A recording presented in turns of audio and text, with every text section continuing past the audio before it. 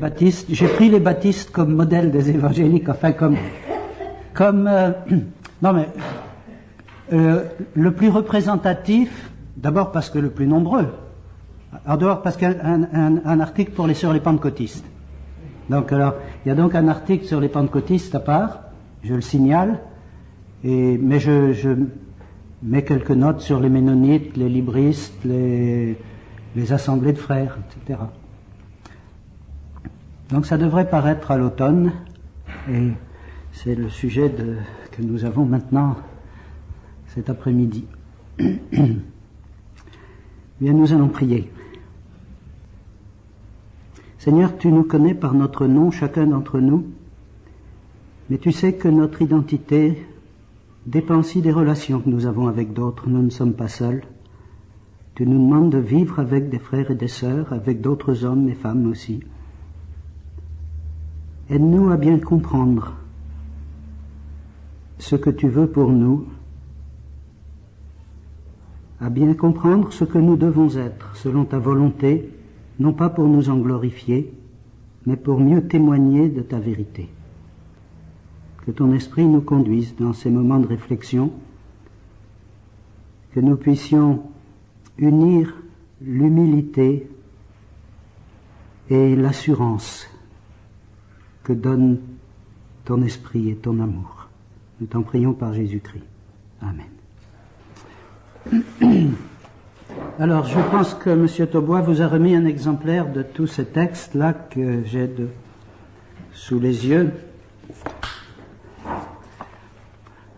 Il y a pas grand-chose en français sur la question de récent. Je peux peut-être vous donner une petite bibliographie, mais qui n'est pas tout à fait complète. Il y a donc deux brochures qui ont été publiées par la SPB.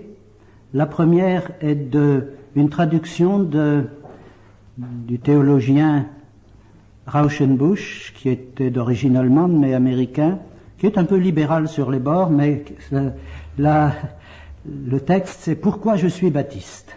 C'est une sorte de témoignage. Rauschenbusch, ça s'écrit, je ne sais pas si j'ai de la craie. R-A-U-S-C-H-E-N, B-U-S-C-H, je crois.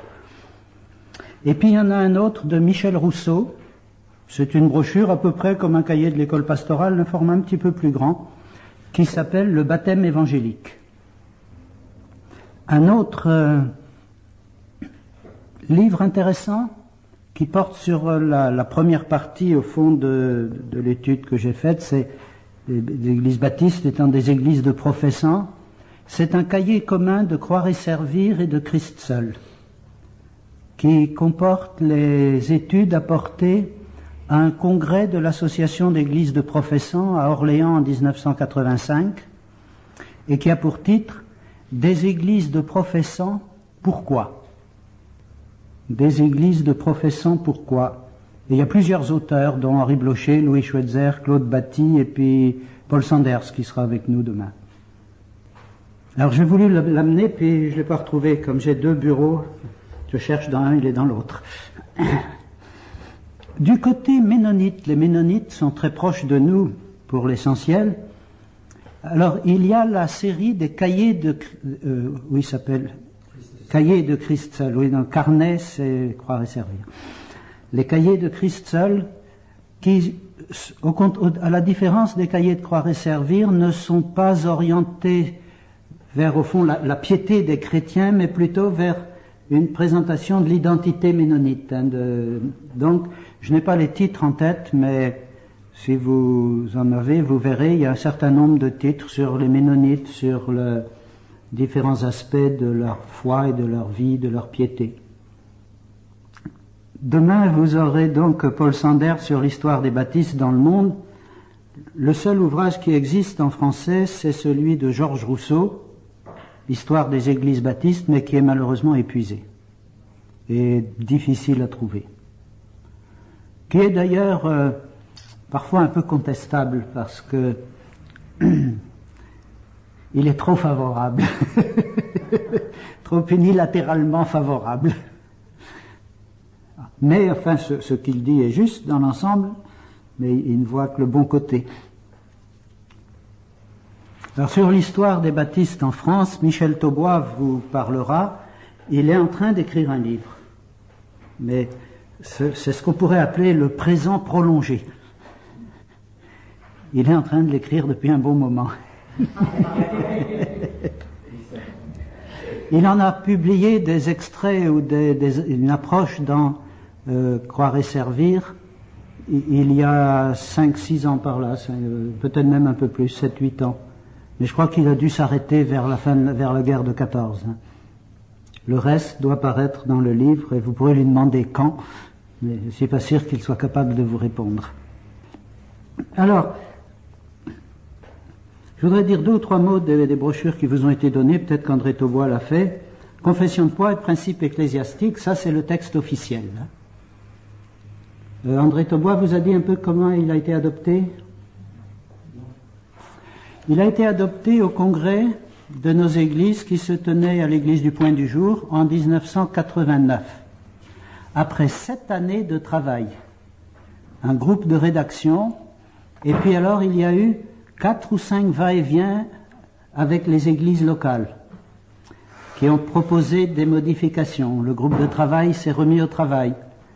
Et alors pour finir, la dernière rédaction qui a été adoptée et dont le principal rédacteur a été Jean Farelli, qui était secrétaire exécutif de la fédération, et qui n'est pas un pasteur, qui est un laïc, comme on dit, est retourné aux églises, et on a demandé aux églises de donner leur accord, parce qu'on voulait avoir un consensus de toutes les églises. Et connaissant les églises et sachant qu'elles ne répondent pas toujours aux lettres, on avait beaucoup insisté, mais on leur avait dit, si vous n'êtes pas d'accord, dites-le. Dites-le aussi si vous êtes d'accord, mais c'est important que si vous n'êtes pas d'accord, vous le disiez, parce que s'il n'y a aucun désaccord exprimé, nous adopterons ce texte au prochain congrès. Aucune église n'a exprimé un désaccord. On a donc pu adopter la confession de foi à l'unanimité des délégués présents. Mais ça a été 7 années de travail. En fait, cette confession de foi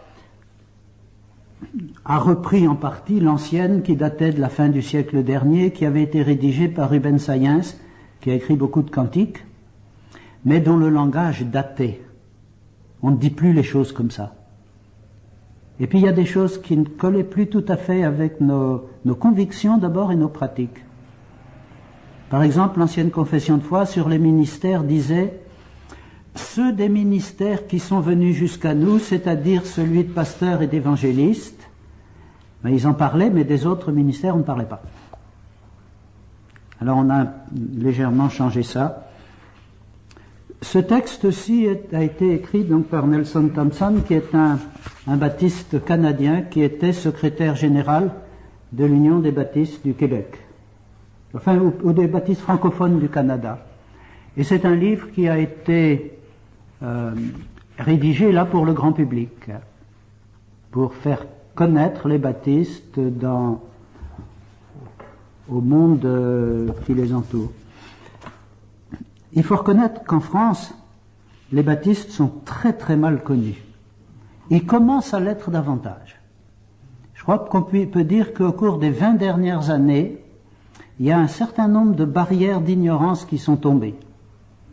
De par la participation de notre fédération à la fédération protestante, aux émissions radio, je pense que depuis 20 ans, 20-25 ans, nous avons probablement eu plus de culte à la radio et à la télévision que de toute l'histoire passée. Bon, la télévision, c'est pas si vieux, hein, mais que d'autre part, au sein de la fédération protestante, ça on en reparlera jeudi matin, hein, j'en reparlerai jeudi matin, mais bon, moi j'ai connu le temps où il y avait un représentant de la fédération, jusqu'à ces derniers temps il y en avait 4, il faut même dire 5, avec David Berly qui représente les communautés, et Louis Schweitzer qui est secrétaire général.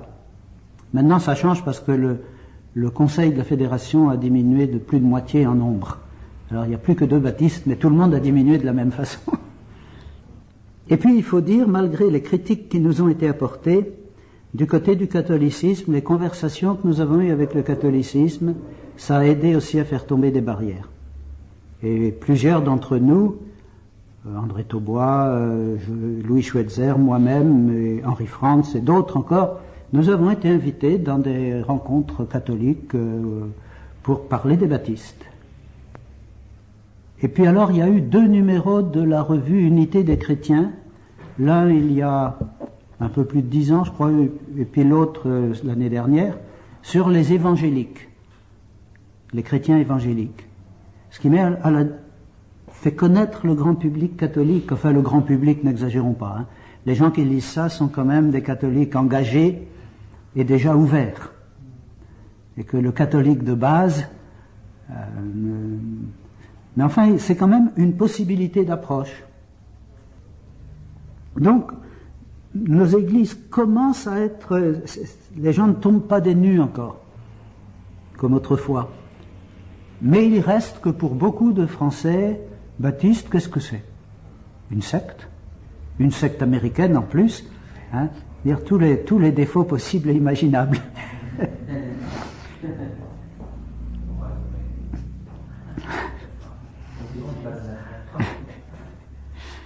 Ça reste encore marqué, et je crois qu'il est capital que nous sachions nous présenter et faire connaître à d'autres.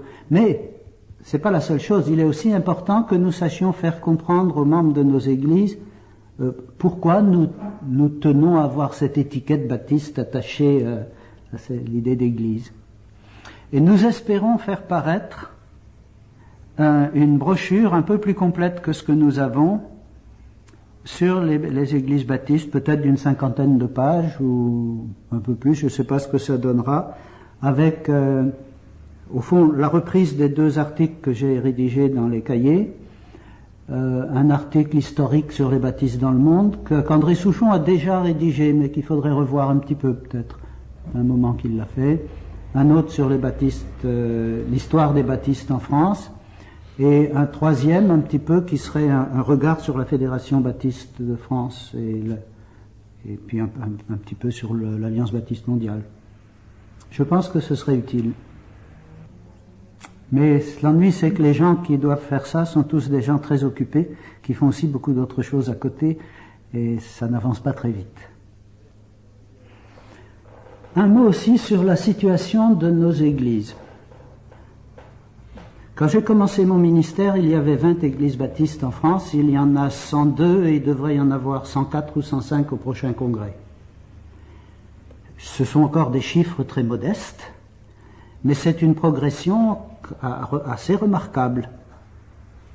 Mais cette progression s'est faite d'une part par l'évangélisation de la mission intérieure, d'autre part par l'évangélisation des églises locales, et troisièmement par l'entrée dans la fédération d'églises qui sont toutes de type baptiste, mais pas de tradition baptiste, et dont beaucoup de membres se sentent chrétiens évangéliques, mais pas spécialement baptistes. Ils s'entrent dans la fédération parce que c'est ce qui est le plus proche de leur conviction, ils s'y retrouvent, ils apprécient généralement, si vous voulez, l'alliance de fermeté doctrinale et d'ouverture aux autres. Alors, moi, je crois qu'il faut dire une chose, moi je le dis très fermement, je suis d'abord chrétien, ensuite protestant, évangélique et ensuite baptiste. Hein, mon étiquette, c'est d'abord Jésus-Christ. C'est pas type d'église, oui, tu as raison. Donc,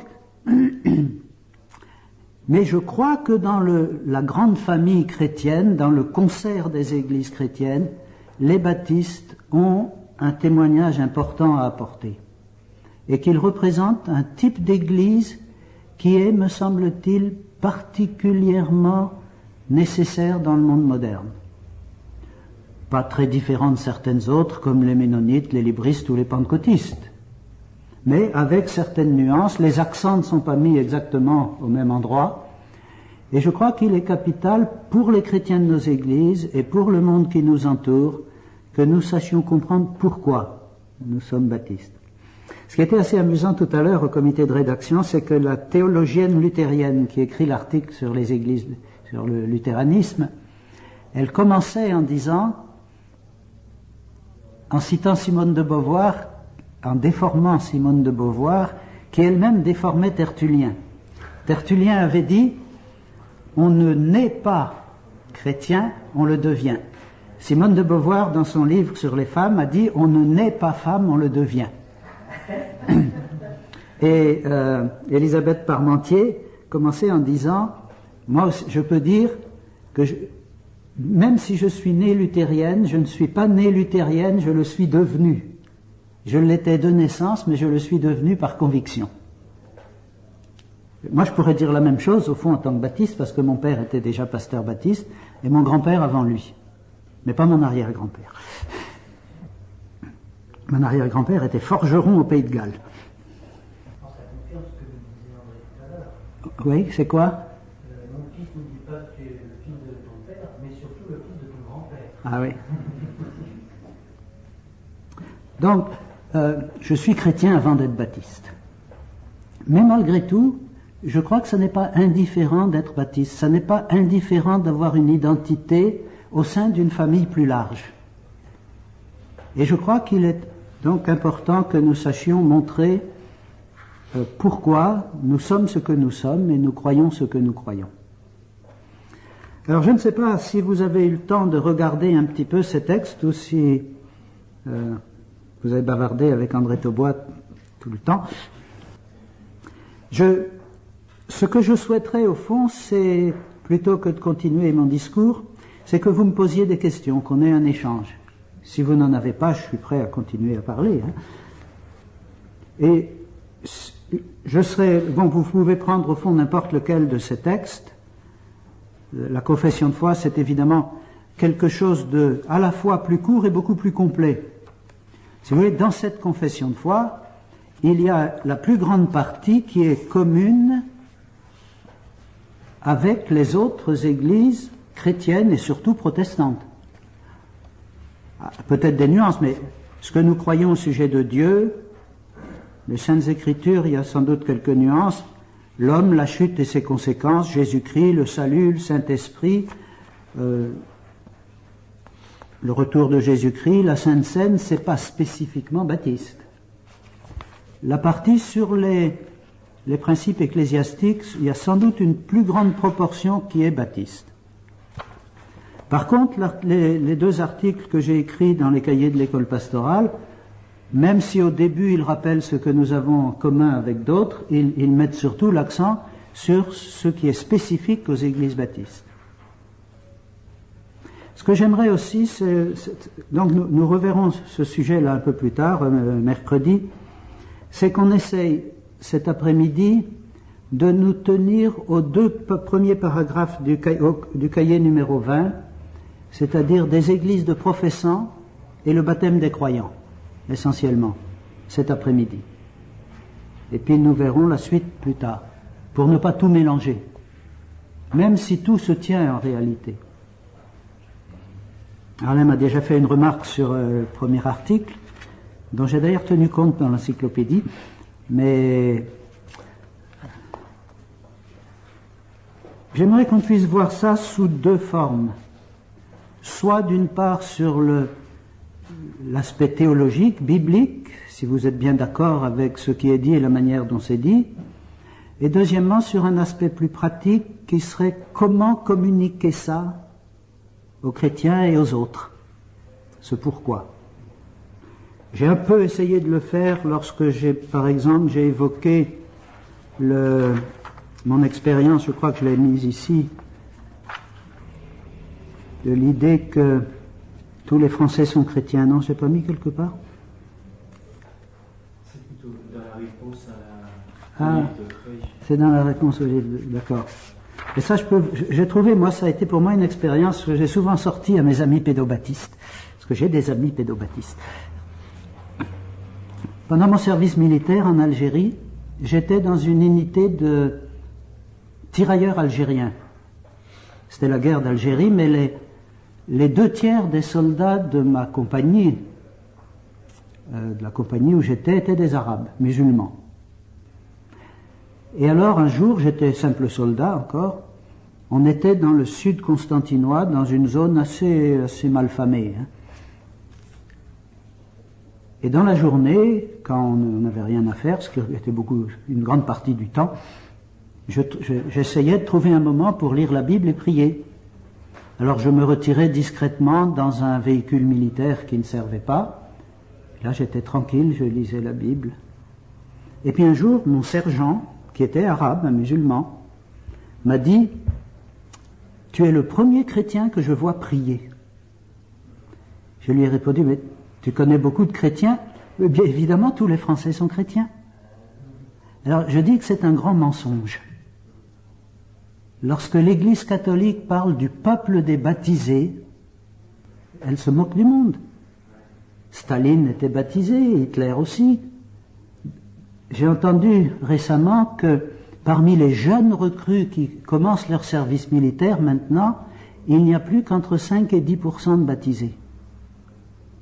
Par contre, parmi les Français de mon âge, il y en a plus de 80%, mais il n'y a pas 80% de chrétiens. Ça, je crois que c'est le type d'argument qui touche, que les gens comprennent. Forcément, tous les Français sont chrétiens. Alors, vous pensez aussi au témoignage que rendent la majorité des Français. Devant des musulmans, côté alcool, côté femmes, côté exploitation des travailleurs, côté racisme parfois. Sur la notion d'église de professants, je dirais que nous sommes favorisés en France par l'existence d'une association d'églises de professants, c'est-à-dire des églises qui ne reconnaissent comme membres que ceux qui font profession de foi en Jésus-Christ. Il y a 11 unions d'églises en France, Suisse francophone et Belgique francophone, qui en sont membres. Mais je crois que c'est important que ces églises-là se retrouvent parce que c'est une caractéristique qui leur est commune. Aujourd'hui, aucune de ces églises-là ne baptise les enfants, alors que certaines le faisaient il y a encore 20 ans. Mais certaines reçoivent comme membres des gens qui ont été baptisés enfants. Elles ne baptisent plus des enfants, mais ils reçoivent comme membres ceux qui ont été baptisés enfants. Est-ce que cela se passe en France entre nos églises baptistes? Est-ce qu'il y a des membres qui ont été baptisés? Habituellement, non. Il peut y avoir des exceptions selon les églises locales. Nous n'avons pas une autorité centrale comparable au Vatican, qui disent voilà ce qui est permis, voilà ce qui est défendu. Nous avons une confession de foi et certains peuvent l'interpréter un petit peu plus largement que d'autres, mais en pratique très très très peu en France. Comme je suis dans une ville près de Lourdes, Oui. Quand quelqu'un me demande, et c'est souvent, quelqu'un me demande qui est les baptistes, qui sont-ils les baptistes? Et suivant cette question, avant que j'ai le temps d'essayer de répondre, vous ne croyez pas À la Vierge. Dans la Vierge. Et c'est toujours c'est la même question soulevée par cette phrase-là. Oui. Oui, je sais que la Vierge était une personne choisie par Dieu pour un propos très spécifique, mais nous ne croyons pas au culte de la Vierge. Et il y a beaucoup de différences là dans la théologie et tout, et ce n'est pas le moment là de rentrer dans tout ça pour essayer de témoigner. Alors, il faut dire ici que cela, il pourrait le dire à tous les protestants, pas seulement aux baptistes. Et que généralement, cette question est posée par des catholiques assez ignorants. Les catholiques très engagés, qui connaissent bien leur foi et dont beaucoup aujourd'hui connaissent la Bible, pour eux, c'est pas ça l'essentiel quand même. Mais pour les catholiques de base qui ont une dévotion à Marie, comme on dit, alors là c'est une question importante, parce que ceux-là connaissent très mal le Christ, et par conséquent c'est Marie qui est le point d'accrochage de leur foi, et ça les trouble, tandis que des catholiques instruits sont moins gênés par cette question. Enfin, quand je les presse pour ce sujet-là, finalement, il me dit moi je suis catholique non pratiquant. Oui, c'est ça, presque tous.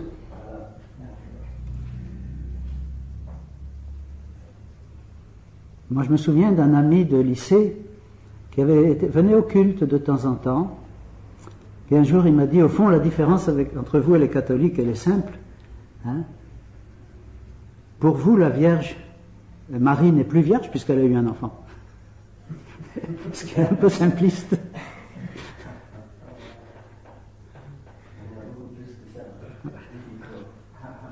Là, il n'avait pas encore compris grand-chose. Dans la façon de se présenter, j'observais encore lors de la semaine de l'unité, j'ai été invité à faire l'homilie dans une grande cathédrale de la ville, avec tout le clergé du coin derrière moi. On m'a présenté comme le pasteur évangéliste baptiste. Et j'ai vu que l'autre soir à France Inter, ils ont aussi la fédération baptiste évangéliste. Et pourtant, on leur a dit une fois, on a corrigé sur leur feuille. Moi j'ai vu la feuille de la journaliste, le ist était passé au blanc, il y avait hic dessus. C'est quand même intéressant. La question que j'ai, c'est entre ce ist et ce hic. Souvent, j'ai rectifié automatiquement, mais je me dis, là, il y a un. Et alors, c'était pas seulement des braves prêtres du coin, mais c'était aussi des mecs du diocèse qui étaient là, il y avait un certain nombre de gens, et il n'y a rien à faire. Et le ist renvoyait à une connotation quand même assez négative aux ist américains qui prêchent à la télé et compagnie. Et par contre, le hic, ça ne mord pas. Ils ne connaissent pas. Ils ne connaissent pas. Alors, je ne sais pas quelle est la position, comment on peut dire, quelle est la raison de ce ist et ce hic. Je crois que le mot évangéliste leur paraît plus naturel. Je ne sais pas s'il y a une connotation très marquée en fait. Hein. Le sens du mot évangélique leur échappe. C'est le fruit d'une ignorance très grande. J'aimerais vous donner un autre exemple de la manière dont des gens peuvent comprendre ce que ça représente d'être une église de professants. Il ne s'agit pas là d'un baptiste pourtant, mais d'un frère large. Hein. Au Maroc, j'ai connu l'homme, c'était un ancien d'un groupe de frères larges qui se réunissaient et il y avait quelques Marocains qui venaient à leur réunion. Et là, la police locale l'a su et elle a convoqué ce frère en lui disant vous savez que le Maroc est un pays musulman, vous n'avez pas le droit de faire du prosélytisme parmi les musulmans. Et Pierre, il a dit nous n'avons aucun problème avec l'église protestante, je crois que c'était à Casablanca, il y a une église réformée. Parce que dans l'église protestante, mais c'est les Français qui y vont, et puis les étrangers qui sont là, mais pas les Marocains. Les Marocains sont musulmans. Pourquoi est-ce que vous essayez d'attirer des musulmans chez vous? Et il a répondu quelque chose comme ceci, il a dit nous n'essayons pas d'attirer, mais pour nous, ce qui fait de quelqu'un un chrétien, c'est pas qu'il est né dans un pays chrétien. Vous voyez, moi j'ai 5 enfants. Sur mes 5 enfants, il y en a 3 qui sont chrétiens, il y en a 2 qui ne le sont pas. Comment ça, dit le commissaire de police? Je comprends pas. Si, parce que pour moi, quelqu'un n'est chrétien que lorsqu'il a personnellement choisi Jésus-Christ comme son maître et sauveur. 3 de mes enfants ont pris cette décision. Les 2 autres ne l'ont pas fait encore, donc je ne les considère pas comme des chrétiens. Ça alors, dit le commissaire. Ah oui, mais alors ça c'est mieux que le catholicisme. Puis il a réfléchi et dit, c'est même mieux que l'islam. Et je crois vraiment que dans le monde actuel, cette notion d'église de professants est absolument centrale. Je cite là 2 textes d'un réformé hollandais et d'un théologien catholique, mais je pourrais en citer d'autres. Je ne sais pas si c'est dans le dernier ou dans le prochain Construire ensemble que j'ai écrit un article sur les baptêmes d'adultes dans le catholicisme. C'est le prochain, bon, peut-être bien, je perds le fil, moi. Le nombre de baptêmes d'enfants est en chute libre, mais dans le catholicisme même, le nombre de baptêmes d'adultes croyants est en augmentation. Mais je crois que ça révèle que une religion héritée se perd. Une religion de conviction, d'expérience, a encore un avenir. Et ça, c'est ce que les baptistes ont voulu témoigner depuis le début. Je pense ici aussi, je vous cite des anecdotes, mais qui vont un peu dans le même sens, à une grande rencontre d'étudiants chrétiens, enfin protestants, de ce qu'on appelait la Fédé, qui avait disparu par excès d'intellectualisme et d'esprit critique, qui commence à renaître de ses cendres. Disons, c'était, si vous voulez, l'équivalent des groupes bibliques universitaires dans les églises traditionnelles. Et ils avaient fait en 1961 une grande rencontre mondiale à Strasbourg. Ils y avaient invité des théologiens très connus, surtout en Europe, enfin Karl Barth qui est connu à peu près partout, et puis Josef Hromadka, un Tchèque, qui est sans doute surtout connu en Europe. Et j'ai les actes de cette rencontre. C'est d'un intellectualisme effréné. Hein. Et il faut s'accrocher des deux mains pour suivre, hein, pour comprendre. Mais à la fin, ils ont demandé aux deux professeurs de théologie d'apporter leur témoignage. Et c'était intéressant de voir les deux témoignages aller dans le même sens. Karl Barth, qui est quand même était un grand intellectuel, hein,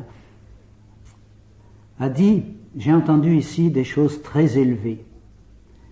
Mais je crois qu'on peut oublier l'essentiel quand on vise trop haut. Je voudrais que vous vous rappeliez l'essentiel de l'Évangile, mes amis. Moi, je le dis en 2 phrases. Sans Jésus-Christ, je suis perdu. Avec lui, je suis sauvé. » Et Hromadka a dit un peu la même chose. Oui, il y a eu de belles dissertations. Mais rappelez-vous une chose. La foi, c'est pas une doctrine intellectuelle. C'est une expérience de vie avec le Christ qui change toute l'existence. C'est un beau baptiste, même s'il ne l'était pas.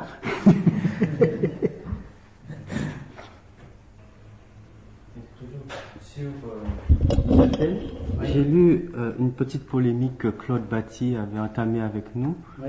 Et je lis cette phrase et qui explique pourquoi. C'est où dans les églises baptistes, leur conviction, page 4.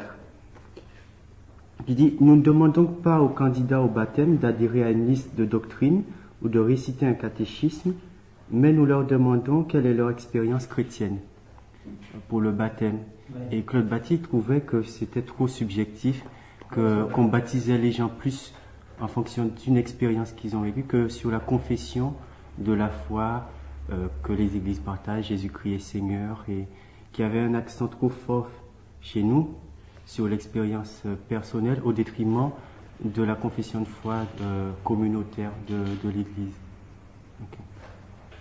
Okay. C'est vrai, oui, c'est un argument que j'ai souvent entendu dans sa bouche. Il n'a pas tort. Je pense que dire « nous ne demandons pas aux candidats d'adhérer à une liste de doctrines ou de réciter un catéchisme », en un sens, c'est vrai. Et pour cette raison-là, d'ailleurs, nos sœurs des églises, nos frères des églises libres, et sœurs aussi d'ailleurs, ont une confession de foi qui tient en une seule page. Il y a une page comme ça, leur confession de foi. Elle est sur l'essentiel. La nôtre est beaucoup plus développée. Si bien que si la confession de foi résume simplement l'essentiel de la foi chrétienne, il est normal que de s'assurer que ceux qui vont être baptisés ont bien compris cela et le croient. Et dans les cours de préparation au baptême que je donne, et puisque nous avons eu des baptêmes dimanche, c'est tout récent encore, hein, d'autant que la préparation s'est faite en une semaine, resserrée. Alors, oui, mais c'est des gens qu'on connaissait déjà, hein. Ou quelqu'un sauf un, mais qui avait déjà suivi une formation en Afrique, la formation baptismale en Afrique. Il y a d'abord un résumé de la foi chrétienne, ce que nous croyons. Il est évident que s'attacher à Jésus-Christ suppose que l'on sache qui est Jésus-Christ. C'est élémentaire. Dimanche prochain, justement, je dois faire une prédication sur la foi. Je fais une fois par mois une prédication sur des mots-clés de la foi chrétienne qui sont souvent mal compris. Et la foi n'est pas d'abord croyance, elle est confiance. Mais pour mettre sa confiance en quelqu'un, il faut avoir quelques convictions à son sujet. Sinon, ça ne tient pas debout. Donc, il y a aussi une part de croyance. Mais il peut y avoir des croyances sans la foi. Et il peut y avoir la foi avec des croyances qui ne sont pas parfaitement justes partout. Et je crois que c'est ça surtout que veut dire Nelson Thompson. Hein, que quelqu'un peut réciter parfaitement la confession de foi ou la doctrine de l'Église qui le baptise et ne pas être chrétien. Et quelqu'un peut avoir quelques... Si nous voulions pousser très loin la foi de nouveaux baptisés, je suis sûr que chez chacun d'entre eux, on trouverait une hérésie quelque part. Parce qu'ils ont encore beaucoup à apprendre, ils commencent. L'important, c'est qu'ils aient compris l'essentiel. Oui. Sur les membres, pour reprendre le même ouvrage, là, sur les églises baptistes, à la page 4 toujours, il est écrit que les membres sont ceux qui ont une relation vivante avec Christ. Et c'est une question quelquefois que je me pose, si c'est une volonté, un but, ou si dans la pratique, il n'y a pas une dérive où est membre celui qui vient régulièrement le dimanche, même dans une église de professants. Bon, la question au fond est celle-ci. Comment pouvons-nous juger de la relation vivante d'une personne avec le Christ? Comment pouvons-nous juger d'abord de la foi d'une personne? Dieu seul connaît bien les cœurs. Et la raison pour laquelle nous disons église de professants, ce qui en anglais n'irait pas bien d'ailleurs. En anglais, a professing Christian, c'est un chrétien qui fait profession mais qui en pratique n'est pas grand-chose. Ça peut être ça. Mais c'est ce qui nous paraît important, et c'est lié avec le principe de la liberté religieuse, c'est que c'est la confession de foi d'une personne qui est quand même le test essentiel. Dans une première brochure de l'association des professants qui n'est plus trouvable maintenant, il est dit, c'est la libre confession de foi qui n'est pas démentie par le comportement, quelque chose comme ça. On fait confiance. Jésus dit, celui qui me confesse devant les hommes. Si tu confesses de ta bouche le Seigneur Jésus, si tu crois dans ton cœur, c'est la liberté, la responsabilité de chacun de confesser Jésus-Christ. Bien sûr, si la vie contredit totalement, imaginez que je prépare quelqu'un au baptême, qui confesse sa foi, et puis j'apprends qu'il vient de quitter sa femme pour partir avec une autre, ou bien qu'il a été convaincu de corruption, s'il est politicien ou quelque chose comme ça, je dirais, halte là, il y a quelque chose qui ne va pas. Mais je veux dire, je ne suis pas Sherlock Holmes qui va chercher à fouiller sa vie pour savoir s'il est en règle à tout point de vue. Je me fie à sa confession, mais je le place devant sa responsabilité. Ensuite, quand il est chrétien, j'observe sa vie chrétienne pour l'aider, pour l'encourager, pour compléter ce qui manque, et il est certain que si je vois que les moyens de communion, ce qu'on appelle quelquefois les moyens de grâce, c'est-à-dire le culte, la prière, la lecture de la Bible, qu'il n'y a rien de tout ça dans sa vie, je peux commencer à me poser des questions. Mais je ne peux pas juger uniquement d'après cela. Je pense à un exemple dans notre fédération d'un pasteur que 2 anciens de l'Église accusaient de ne pas avoir une vie de prière suffisamment vivante. Moi, j'avais envie de leur demander, mais qu'est-ce que vous en savez? Est-ce que vous êtes là quand il est chez lui et qu'il prie? Est-ce que vous n'avez pas lu dans l'Évangile, quand tu pries, va dans ta chambre, ferme la porte et prie ton Père qui est dans le secret? Est-ce qu'il y a des signes extérieurs de prière indispensables? Donc, le danger existe qu'on juge d'après les signes extérieurs, c'est évident. Et parfois, dans les églises, on tombe dans ce travers. Je repense un peu le fait d'appuyer sur l'expérience vécue, finalement, Jésus Sauveur prend une place très importante, mais Jésus Seigneur, il y a une difficulté vraiment à entrer pleinement, comme si c'était un futur. Et qui oublient que leur justice n'est que vêtements souillés, c'était le thème que j'avais pris hier, et qu'ils doivent tout à Jésus-Christ. Parce qu'ils en arrivent très vite à croire que l'important c'est qu'ils obéissent, et pas qu'ils croient, pas qu'ils mettent leur confiance en Christ. Donc ça peut aller dans l'autre sens, mais généralement au début c'est ça. Hein. Il y a une expérience de recherche et de détresse. On entend l'évangile, Jésus le Sauveur, on accepte, puis on oublie que c'est toute la vie qui doit changer. Et il faut bien reconnaître que l'expérience de la foi, la rencontre d'une personne avec Jésus-Christ prend des formes extrêmement diverses. Et les circonstances qui l'amènent sont souvent surprenantes. Moi, j'ai remarqué le nombre de fois où, en entendant un témoignage, j'entends quelqu'un dire telle parole, tel verset qui m'a convaincu. J'ouvre des yeux comme ça, je dis ah, mais j'aurais jamais pensé à ça. Hein. Donc, il y a des tas de formes différentes. Et une expérience doit être vérifiée par la confession de foi de l'Église. Ça, je crois que c'est important. Mais attention, on ne va pas prendre un traité de théologie épais comme ça. Hein. Il y a quelques vérités essentielles. Moi, je pars généralement, personnellement, d'abord quelques textes des évangiles. Crois au Seigneur Jésus et tu seras sauvé. Qu'est-ce qui empêche que je sois baptisé si tu crois de tout ton cœur? Enfin, voyez-vous, des textes comme ça. Et puis ensuite, moi j'aime bien prendre comme point de départ la prédication de Pierre chez Corneille. Vous savez ce qui est arrivé à propos de Jésus de Nazareth qui allait de lieu en lieu faisant du bien et tout ça. Ils l'ont crucifié, mais Dieu l'a ressuscité des morts, nous en sommes témoins. Si vous voulez, c'est un résumé de ce qu'était la prédication des apôtres. Et je crois que c'est intéressant parce que ça montre qu'il s'agit d'un événement historique. Quelque chose qui s'est réellement passé, pas simplement une philosophie humaine. Que dans cet événement, Dieu s'est révélé. Dieu était avec lui. Hein, car Dieu était avec lui. Dieu l'a ressuscité des morts. Dans cet événement, Dieu était là et nous parlait et faisait quelque chose pour nous.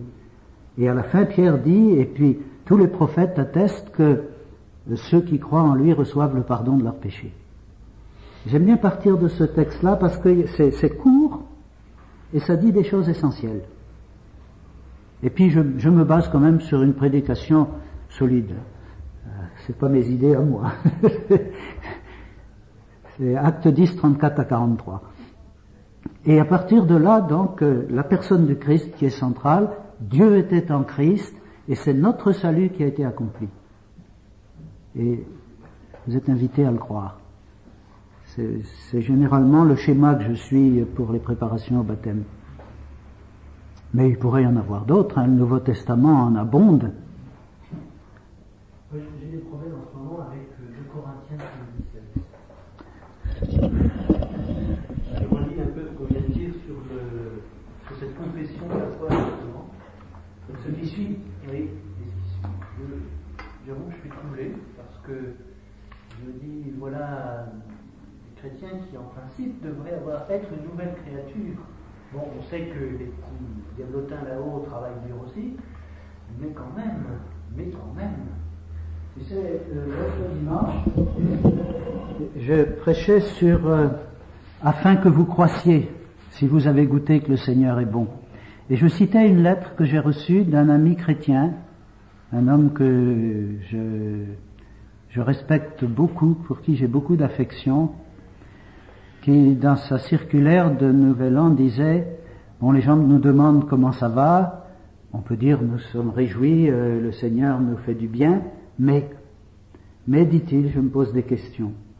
Je vois des chrétiens qui ont bien commencé, qui ensuite perdent pied. Je vois des chrétiens qui sont engagés dans l'Église et puis ensuite qui se laissent prendre par l'esprit de carrière et tout ça. Et je me pose des questions. Pourquoi est-ce que nous avons mal prêché? Est-ce que nous n'avons pas su enseigner?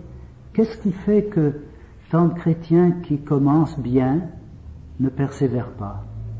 Et je crois que ce qui est très important dans nos églises, c'est de montrer enfin aux chrétiens que le baptême n'est qu'un commencement, c'est un départ, et il y a tout un chemin à faire ensuite, et qu'il est capital de persévérer sur la voie, et qu'il est normal que le baptême soit suivi d'une série de changements dans la vie, pour que toutes nos pensées soient rendues captives à Jésus-Christ, et tous notre comportement conduit par le Saint-Esprit.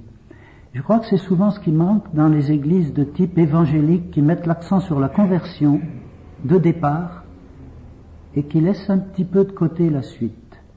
Le catéchisme, l'enseignement, mais aussi les progrès dans la vie chrétienne.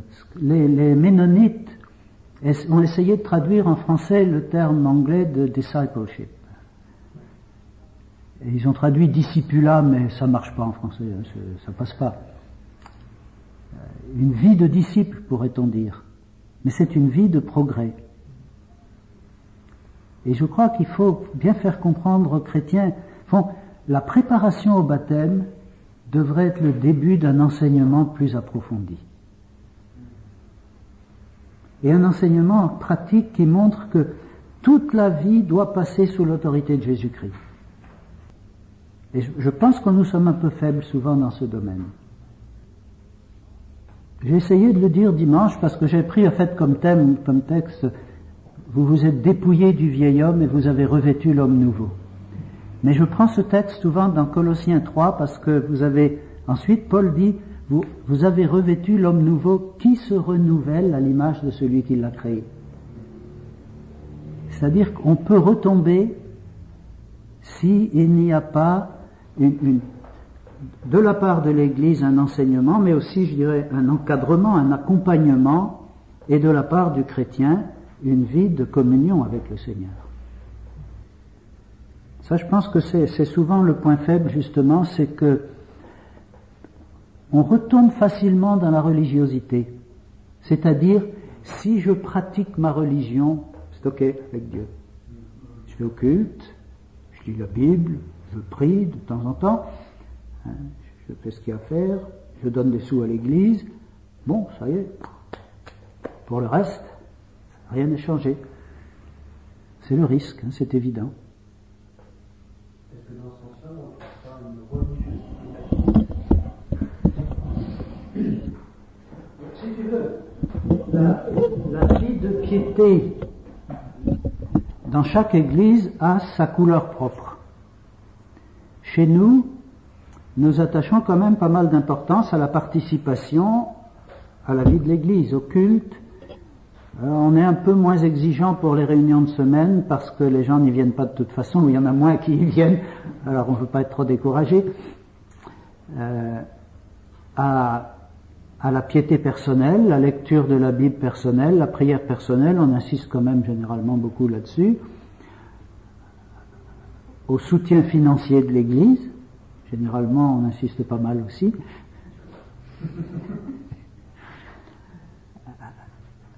À la recherche des services, des dons spirituels et des services à rendre dans l'Église. Mais on s'aperçoit qu'il y a des gens que ça ne concerne pas beaucoup. Donc nous avons notre style de piété qui nous permet de juger les autres, parfois d'une manière un peu hâtive, et en même temps il est nécessaire, mais ça je pense que c'est important de le comprendre, que c'est quand même le rôle pastoral. Tous les chrétiens sont invités à exhorter, encourager les autres, à fermir les faibles, etc. C'est écrit à tous les chrétiens dans la première Thessaloniciens, chapitre 5. Mais en même temps, c'est quand même le rôle des conducteurs de veiller sur le troupeau et d'essayer de discerner si quelqu'un est en train de traîner la patte ou de s'égarer. Mais je crois que dans tout cela, ce qu'on cherche, et ce qu'on doit chercher, c'est s'assurer qu'au départ, il y a une foi vivante, personnelle. mais que cette foi ensuite est nourrie et s'affermit, qu'elle ne reste pas une affaire du passé. Très amusant, vous savez. J'ai écrit pour le prochain Construire Ensemble un petit éditorial où je parle des gens qui disent on a toujours fait comme ça chez nous, et puis les autres qui disent tout ce qui est ancien est à balayer, il faut faire du neuf. On trouve les deux. Et je parlais samedi avec un de nos pasteurs qui a des difficultés avec certains membres de son église parce qu'il fait des choses qu'on n'a jamais fait dans cette église. Et précisément, ce qu'on lui dit, on a toujours fait comme ça.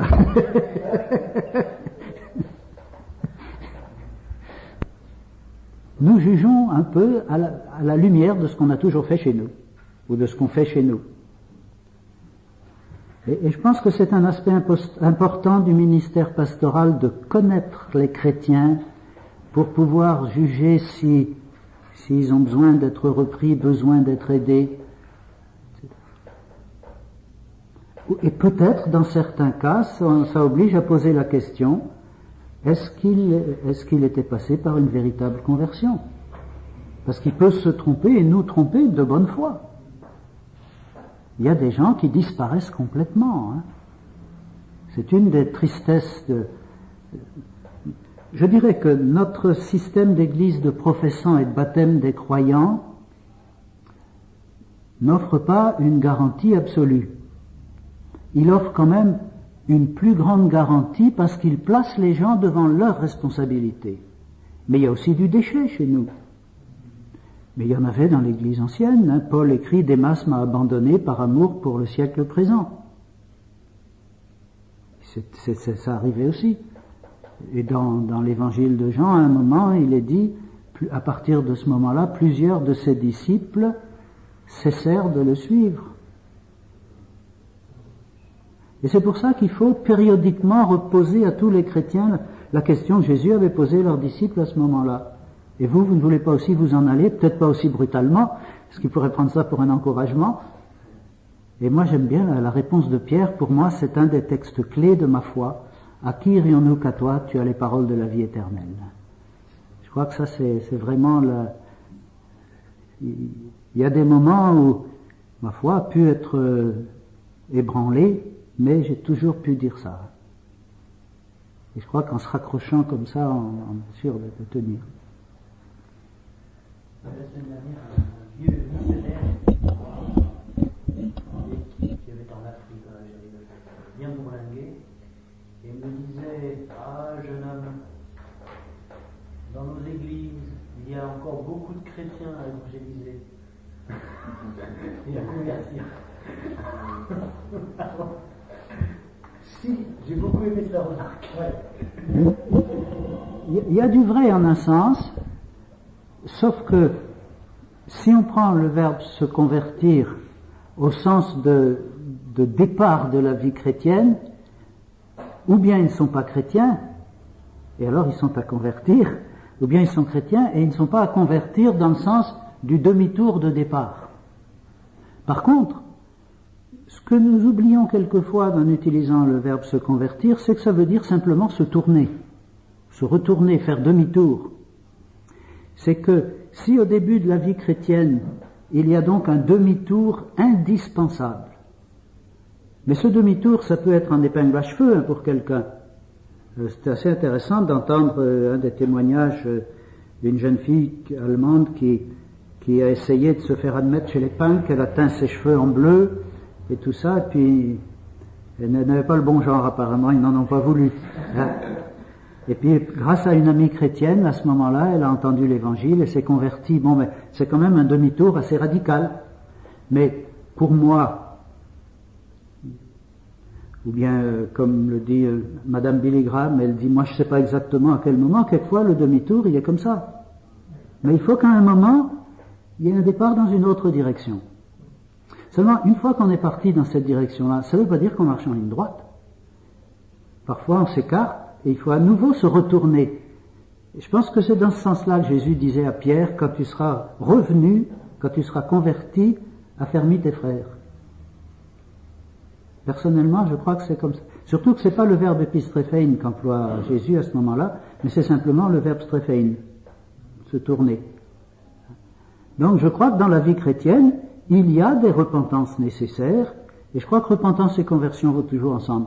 Mais c'est pas la conversion de départ, Paul Tournier dit, la vie chrétienne consiste à revenir toujours à Christ dont nous nous détournons constamment. Pas très optimiste, c'est nous détournons constamment, mais c'est un petit peu vrai dans la vie. Je veux dire, parfois, je suis déçu par le comportement de quelqu'un, je me mets en colère contre lui, je suis pas prêt à pardonner tout de suite. Quand le Seigneur me touche, m'oblige à me repentir et à décider de pardonner, en un sens, c'est un retour à lui. Donc, dans ce sens-là, je crois que tous les chrétiens ont besoin d'être évangélisés.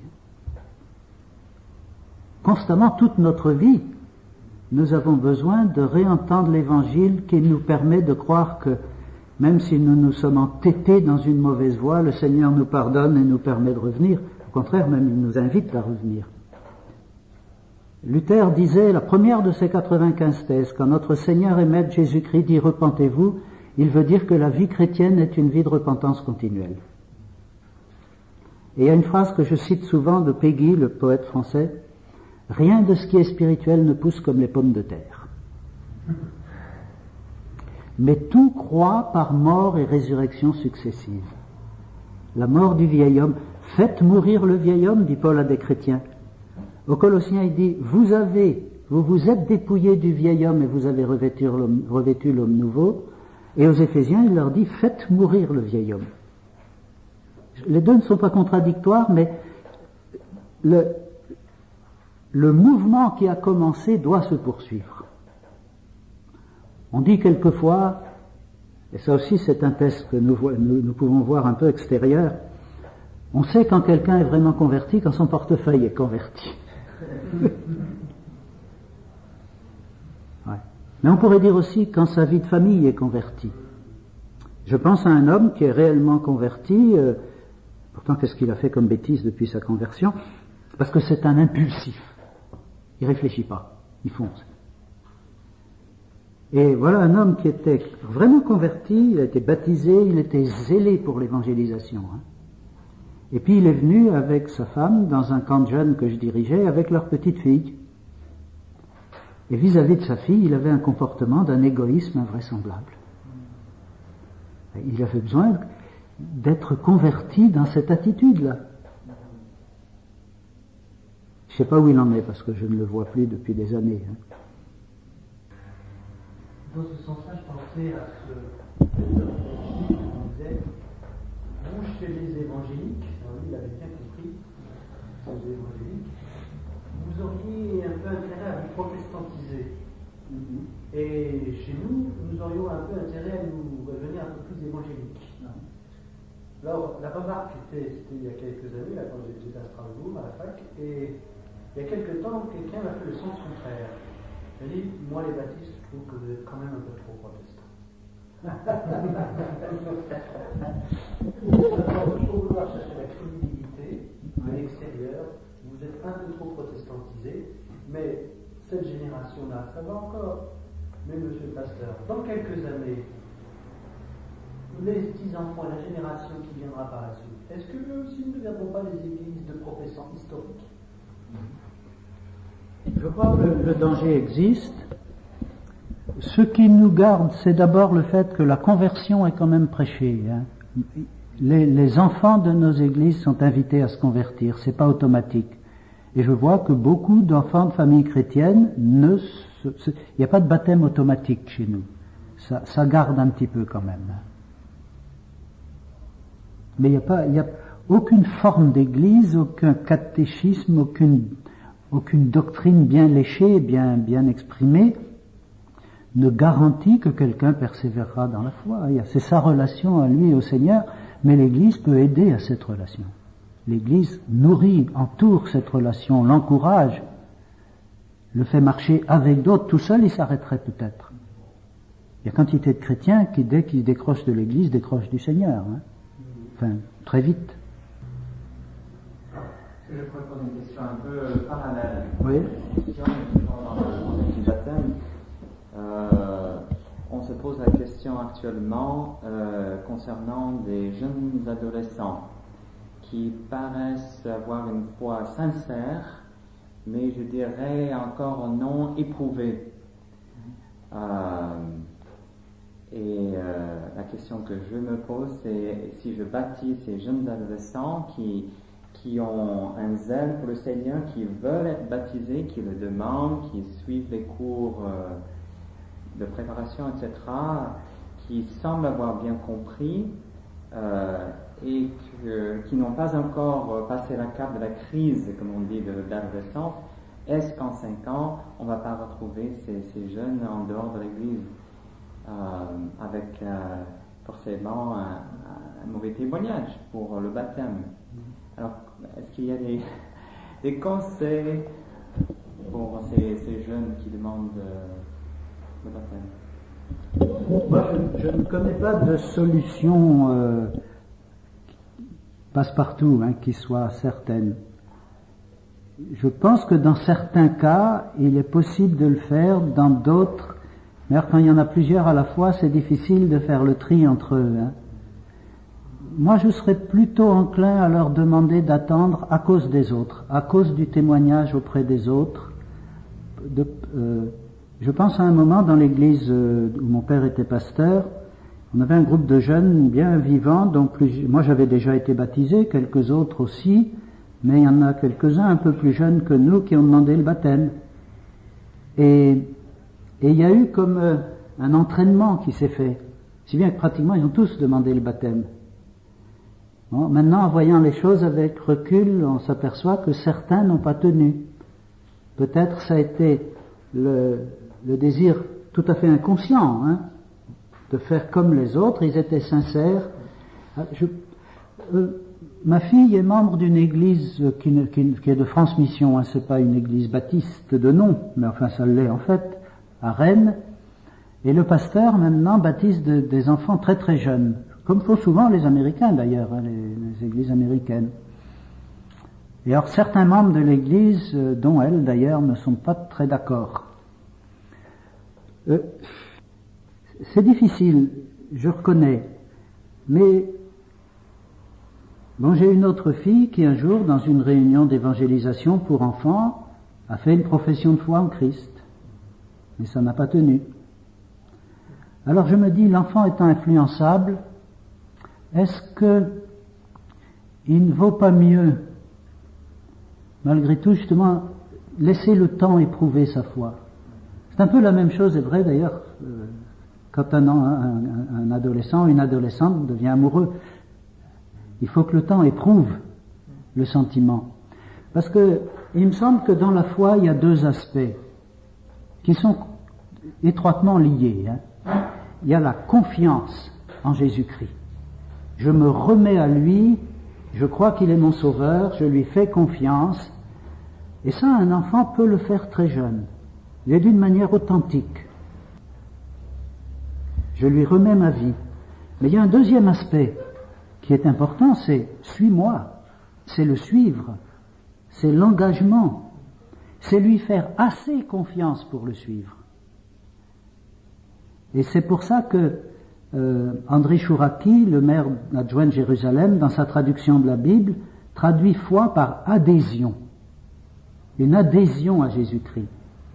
Or là, je crois qu'avant un certain âge, un enfant peut difficilement engager son avenir parce qu'il va encore beaucoup changer. Mais il ne peut pas y avoir c'est difficile de fixer la limite. Je me suis converti à 12 ans. Mon père a jugé plus sage de ne pas me baptiser tout de suite. C'est quand j'ai eu 15 ans, il m'a reposé la question. Et à vrai dire, à ce moment-là, j'y pensais plus tellement. Ça m'a remis en question, moi-même. Mais j'ai été baptisé à ce moment-là. Mais il y avait eu quand même une certaine épreuve de la foi. Et à un âge de fragilité, de changement très important, il me semble que la sagesse est sans doute de demander d'attendre, de peur que d'autres, par entraînement justement, prennent un engagement qu'ils ne tiendront pas. Et ça, c'est mon point de vue. C'est plus une question de prudence qu'une question de doctrine, si vous voulez. J'ai remarqué, on a eu ce cas dans l'église, finalement, en réfléchissant un peu plus, on s'est rendu compte qu'il y avait une influence des parents pour lesquels le baptême c'était le saut qui garantit. Ouais. Quelque part, en tant que parent, on souhaite que les enfants soient convertis, marchent bien avec le Seigneur, et le fait que l'Église reconnaisse quelque part à travers le baptême qu'il est vraiment converti, il y a un soulagement. Et nous, on avait le cas justement d'une mère de famille qui poussait à ce que nous baptisions sa fille, et en discutant avec elle, il y a des relents du catholicisme, je crois qu'ils sont toujours un peu latents dans notre pays, où le baptême sauve. Hein. Il y a quand même une différence avec les États-Unis. En Amérique, surtout dans le Sud, le milieu est très imprégné par les églises évangéliques et en particulier baptistes dans certains États. Hein. En France, c'est pas du tout le cas. En France, sortie de l'Église, toutes les influences, ou presque, vont aller contre la foi chrétienne. Oui, il y en a beaucoup aussi aux États-Unis, hein, mais le contraste est beaucoup plus brutal chez nous. L'enfant sera donc davantage mis à l'épreuve, hein, éprouvé. Puis je pense aussi à une autre expérience que m'a raconté Roger Brabant, qui était le président de la Beige, et qui a dirigé une maison d'enfants en Bretagne, donc je l'ai connu il y a déjà très longtemps, enfin en 45, ça fait donc maintenant 50 ans. C'est ça, hein, je ne me trompe pas. Il a dirigé avec vraiment le désir d'évangéliser les enfants, un orphelinat, hein. Et il y a mis tout son cœur. Or, c'était un homme très doué, il était finaliste du championnat de France d'athlétisme sur 400 mètres, il était très adroit de ses mains, il savait chanter, faire de la musique, etc. Il avait été commissaire national adjoint du scoutisme protestant, et on lui avait donné comme totem, comme surnom, si vous voulez, sanglier entraînant. Donc c'était un type qui savait entraîner les autres, hein, c'était vraiment... Alors, il a mis tout son cœur à évangéliser ses enfants. Et au bout d'un certain temps, tous les enfants avaient fait profession de foi en Jésus-Christ. Mais en vivant avec eux, il s'est aperçu que pour beaucoup d'entre eux, ils avaient répondu à Roger Brabant et pas à Jésus-Christ. Et alors il a mis la pédale douce. Il a été beaucoup plus prudent. Et je crois qu'il faut être attentif à ce genre de choses. Mais c'est difficile à décider, hein, je suis bien d'accord. Quand on voit qu'un enfant est réellement sincère, qu'il y a en lui le désir de servir le Seigneur, mais de la même façon, il y a chez un adolescent le désir d'aimer une fille, c'est pas toujours solide non plus. Hein. Dans le cas ici, à propos de la confession de foi de Thomas Lewis, il est question donc de la confession de la foi et des péchés. Et j'assiste de plus en plus dans des rencontres de baptême où on demande toujours au baptisé à la fin d'écrire son petit texte et puis le pasteur jette un petit coup d'œil de temps en temps pour vraiment mieux éviter quelques gros problèmes qui arrivent. Mais je remarque qu'il y a une certaine pudeur, je ne sais pas si c'est français là encore, mais il y a une certaine pudeur. Je ne sens pas vraiment la confession des péchés. En tout cas, j'ai un certain nombre. On dit oui, on avait une fille qui n'était pas vraiment, qui était du Seigneur, mais cependant. Voilà. Alors, il y a une espèce de voyeurisme peut-être qui s'installe. Et je me souviens que la dernière personne que j'ai baptisée, c'était une femme qui avait une vie dure et qui a dit voilà, pendant, je me suis fait violer à tel âge, mes parents étaient alcooliques et ceci et cela, puis il racontait, il disait, un peu de tenue. À la fois, ça m'a choqué de la réaction de quelques braves chrétiens baptistes, justement, de bonne aloi, et de l'autre côté, ça m'a surpris. Et je dis, heureusement qu'elle dit maintenant vraiment, elle a déclaré ce péché, qu'elle avait vécu, elle ne s'est pas étalée là-dedans, et elle a dit comment Dieu l'avait changé.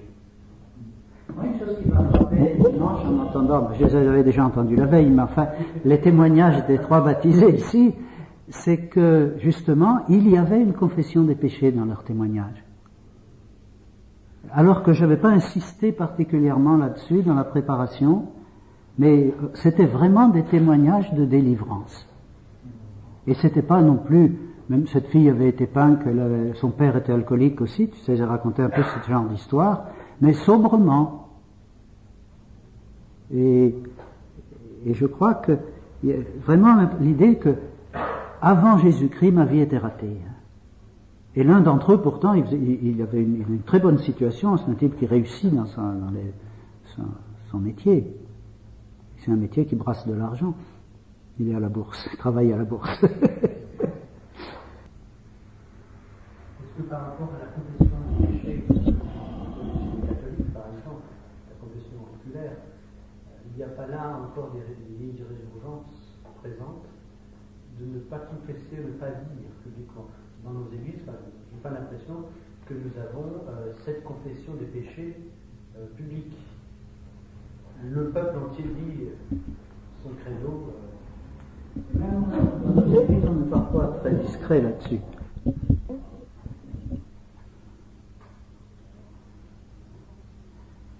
Mais peut-être ne mettons-nous pas assez l'accent sur le psaume 32 par exemple, un temps que je me suis tu, mes os se consumaient, sur ce qu'il y a de libérateur. Si nous confessons nos péchés, il est fidèle et juste. Pour que les gens admettent que confesser, faire l'aveu de ses fautes et se repentir, c'est pas un accident dans la vie chrétienne, c'est la chose normale. Et que c'est bon. C'est comme se débarrasser d'un fardeau. On devrait davantage mettre un peu l'accent là-dessus. Mais pour revenir à notre thème, si vous voulez, je crois que nous devons rester fermes sur cette notion d'église de professants, de baptême de croyants, mais insister sur le fait que c'est un départ. Moi j'utilise beaucoup le terme d'apprentissage aussi. Devenir chrétien, c'est entrer en apprentissage de l'amour. Disciple, ça veut dire apprenti au fond. Et vous prenez n'importe quel apprentissage. Bon, je donne souvent l'exemple de la musique parce que j'ai toujours le souvenir de mon fils qui apprenait à jouer du violon. L'apprentissage du violon, au début, ça n'est pas très harmonieux. Un apprenti commet des fautes.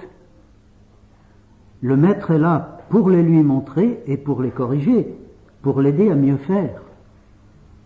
Mais ce qui me frappe dans le monde de la musique, c'est que le plus grand des virtuoses continue à s'exercer pendant des heures tous les jours, parce qu'il ne fait pas encore assez bien, qu'il se rend compte qu'il pourrait faire mieux. Alors je crois qu'il ne faut pas s'indigner ni s'inquiéter si un chrétien qui est en début d'apprentissage fait des fautes. C'est le contraire qui serait surprenant. Mais il faut l'aider à ne pas les répéter toute sa vie. Et surtout à ne pas les accentuer.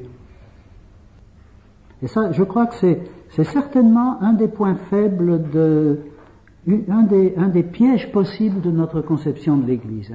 On est arrivé alors qu'on vient de partir. Je pense ici à une journée théologique de la faculté de Vaux-sur-Seine, il y a une dizaine d'années, je pense, où Jean Bobéro, qui est un sociologue et historien protestant, on parlait de la place des enfants dans l'Église, mais à un moment, il nous a dit quelque chose. Enfin, il reconnaissait que parmi des enfants qui avaient fait leur première communion dans l'Église réformée, il y en a beaucoup qui ne persévéraient pas. Et puis, mais il a dit un peu pour se justifier, il dit, mais au fond, reconnaissez que c'est vrai aussi chez vous. Il y a des gens qui ne persévèrent pas, qui ont fait profession de conversion et qui ne persévèrent pas.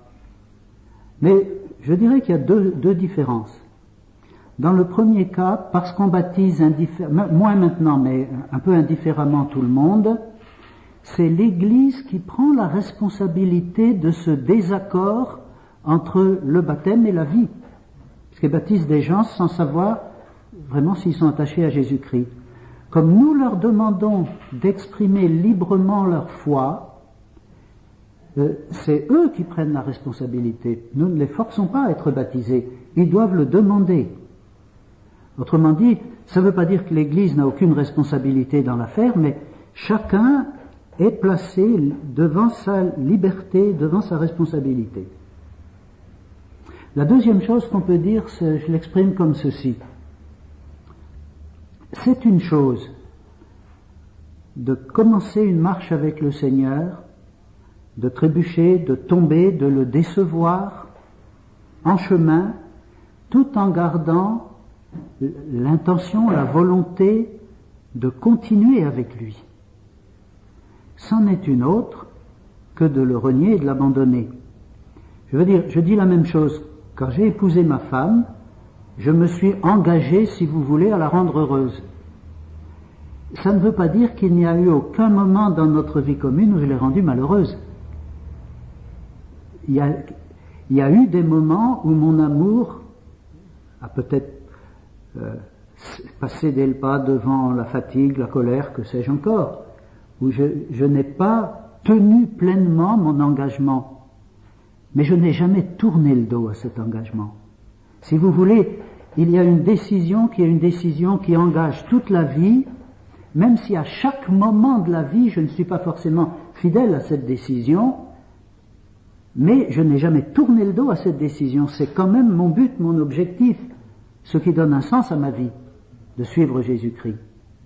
Je crois que c'est très important de faire cette distinction-là. Tout péché d'un chrétien ne signifie pas qu'il tourne le dos à Christ.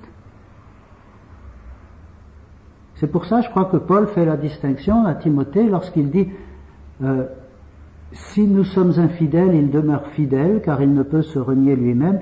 Si nous le renions, c'est tout autre chose. Donc je crois que des chrétiens qui se sont engagés, qui commettent des fautes, je pense par exemple une année où 5 pasteurs de ma connaissance, dont 4 dans des églises évangéliques, ont été convaincus d'adultère. À quelques mois de distance, j'ai appris tout ça. Et il y en a 3 que je connaissais bien. Vous savez, ça vous fait froid dans le dos, hein. Mais aucun de ces 5-là n'a renié Jésus-Christ. Au bout d'un moment, plus ou moins long, ils se sont tous repentis. Pour leur ministère, ça a quand même été un coup terrible, hein, c'est évident. Mais je veux dire, ils ne se sont pas détachés de Jésus-Christ pour autant, seulement ils ont été des disciples infidèles qui lui ont fait de la peine et qui ont régressé dans leur vie chrétienne. Vous comprenez bien, je crois que c'est une nuance très importante entre le fait d'être faible, de tomber en route, et même parfois de s'endurcir un temps, et puis celui de renier le Seigneur et de lui tourner carrément le dos. Et un des dangers de nos églises aussi, c'est de faire d'une vie chrétienne parfaite, si vous voulez, le modèle obligé, si bien que celui qui tombe croit que tout est perdu. On oublie cette idée de progression, d'apprentissage avec des échecs probables. Aucun d'entre eux n'est absolument nécessaire, mais en pratique, nous savons que ça arrivera. Et si on met vraiment l'objectif comme un immédiat, comme quelque chose qu'il faut atteindre immédiatement, celui qui tombe se décourage complètement. Un des reproches que font nos amis luthériens et réformés, c'est que nous faisons du baptême une récompense pour une bonne vie chrétienne. C'est-à-dire, si quelqu'un marche bien dans l'église et tout ça, on peut le baptiser. C'est un certificat de bonne vie et mœurs. Il faut que nous fassions attention à ça. C'est pas ça le rôle du baptême. Qu'est-ce qu'on demande pour le baptême? Si tu crois. Qu'est-ce qui empêche que je sois baptisé? Si tu crois de tout ton cœur, c'est possible. C'est pas si tu as cessé de boire, de fumer, etc. Si tu ne mets jamais en colère contre ta femme, si tu es parfaitement honnête dans tes déclarations d'impôts, etc. Si tu ne dépasses jamais les limites de vitesse sur la route, ce qui disqualifierait un grand nombre de chrétiens et de pasteurs. Nous ne baptisons pas des parfaits. Non, sinon on pourrait supprimer les baptistères dans nos églises. Nous baptisons des croyants, de ceux qui ont donné à Jésus-Christ l'adhésion de leur foi. Je crois qu'il faut qu'on soit très au clair là-dessus. Sinon, on retombe aussi alors dans ce qui est très grave, c'est-à-dire le salut par les œuvres. C.S. Lewis va jusqu'à suggérer que c'est parfois une bonne chose pour un chrétien de pécher. Luther le disait déjà avant, parce que ça l'oblige à se rendre compte qu'il n'est pas capable de marcher tout seul, qu'il a besoin de la grâce du Seigneur tout au long de sa vie. Et d'être moins dur pour les autres. Ouais, et d'être moins dur pour les autres. L'ennui, ceux qui sont durs pour les autres, c'est pas ceux qui ne pêchent pas, mais ceux qui savent cacher leurs péchés à eux-mêmes.